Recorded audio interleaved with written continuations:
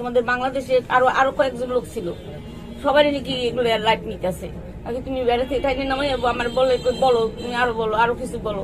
আমার ছেলে যে বক্তব্য দিছে এই ধরনের কোনো ঘটনা আমাদের বাংলাদেশে কোথাও হয়েছে কিনা আমি এটা জানি না, তবে আমার ফরিদপুরে আমি কোথাও দেখিনি এই পর্যন্ত কেউ কোনো খারাপ কথা এবং কোনো অপদস্থ অপমানজনক কোনো কাজকর্ম করে নাই।